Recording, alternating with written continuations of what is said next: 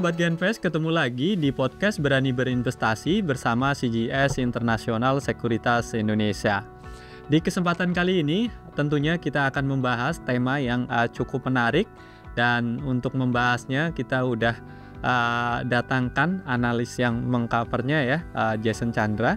Dan untuk temanya hari ini adalah terkait dengan sektor poultry ya, di mana belakangan sektor ini pergerakannya cukup menarik. Jadi teman-teman terus ikuti pembahasan kita sampai akhir nanti. Thank you Jason udah datang di podcast kali ini. Jadi seperti yang tadi kita udah spill di awal ya, bahwa belakangan sektor ini cukup menarik gitu. Harga sahamnya mengalami kenaikan yang cukup signifikan, terutama Java ya. Nah, kira-kira apa sih Jason yang menjadi penyebab harga sahamnya ini belakangan mengalami kenaikan yang cukup signifikan gitu? Ya, oke. Selamat siang ya, Aswino. Jadi emang benar selama sebulan belakangan ini terutama ya, harga saham-saham company poultry itu naiknya lumayan signifikan ya, bisa dibilang. Nah, itu menurut kami salah satu alasannya adalah laporan keuangan kuartal 1 yang hasilnya bagus banget, sesuai dengan apa yang kita amati ya selama ini. Jadi selama kuartal pertama 2024 ini kita lihat harga ayam dan harga DOC semua juga merangkak naik ya. Terutama didorong oleh seasonality atau biasanya memang menjelang puasa gitu ya. Nah, selain dari itu juga kami lihat harga bahan baku terutama dari harga jagung pun udah mulai merangkak turun. Nah, itu didorong oleh adanya hasil panen raya yang cukup bagus ya dibandingkan dengan tahun-tahun sebelumnya gitu. Nah, kombinasi dari faktor ini akhirnya melihat net profitnya Java itu improve secara signifikan ke angka kisaran 600 miliar gitu. Nah, 600 miliar ini sangat-sangat bagus ya, considering di kuartal sebelumnya mereka ini rugi gitu.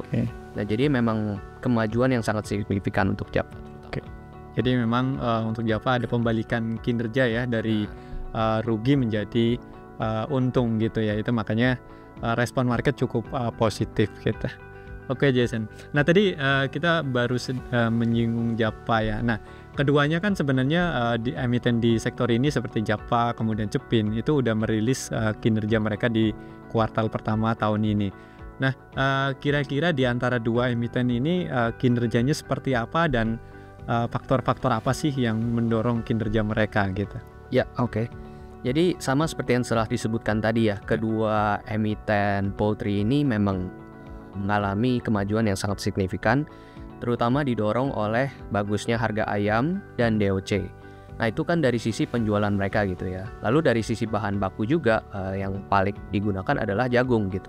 Nah, harga jagung ini juga tadi sudah disebutkan selama panen raya, jadi harga supply-nya makin banyak, jadi harganya makin lama makin favorable lah istilahnya untuk poultry company ini gitu.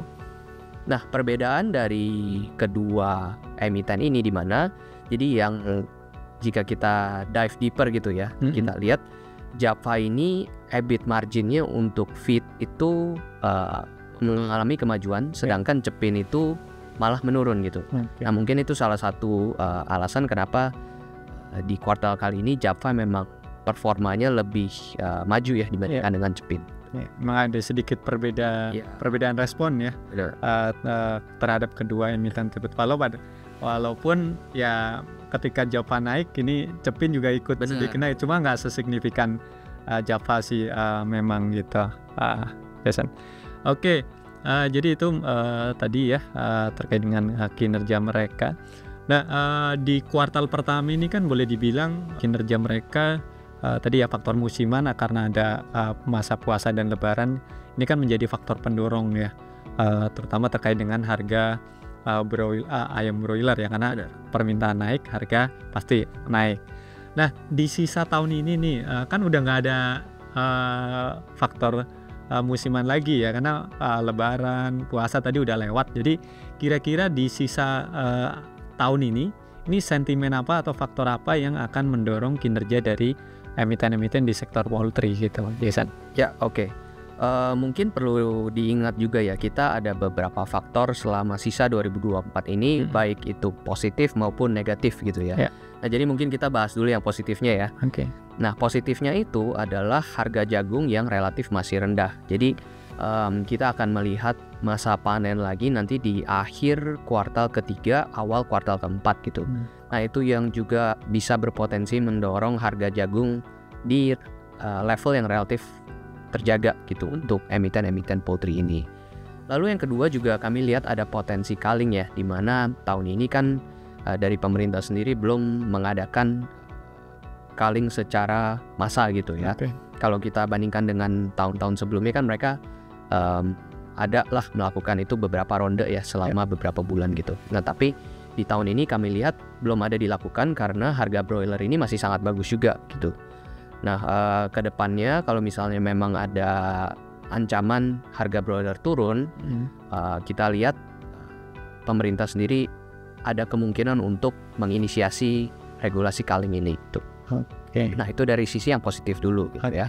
Lalu yang negatifnya, mungkin kita lihat pelemahan rupiah ya terhadap USD. Ini bisa berdampak buruk bagi emiten-emiten poultry.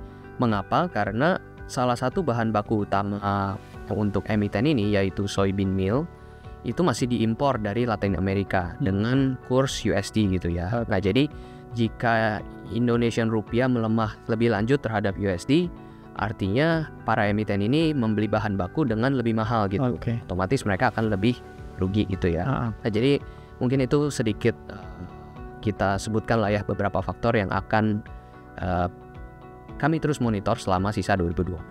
Jadi dua itu akan sangat menentukan ya, dan terkait dengan USD harapannya ini nanti kalau memang The Fed jadi ya memangkas suku bunga ini bisa sedikit menolong lah. Benar. Jadi biar rupiahnya nggak terlalu tertekan dan ini bisa juga positif ya untuk emiten-emiten di sektor ini.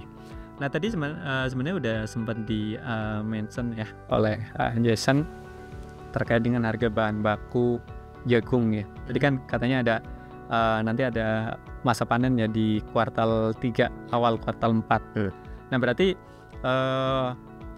hampir dipastikan bahwa harganya ini ke depan bakalan turun nih. Iya, mungkin bisa bukan hampir dipastikan lah ya bahasanya. Kalau misalnya kita lihat historical data gitu kan. Nah, itu kita lihat selama musim panen artinya kan supply makin banyak gitu ya. Dan jika supply makin banyak, permintaannya stabil, ada potensi di situ untuk harganya dapat menurun. Gitulah ya. Oke, nah ini terakhir nih pertanyaan yang mungkin juga ditunggu-tunggu oleh Sobat Genvest ya, karena yang namanya investasi hal yang diperhatikan adalah nilai wajarnya.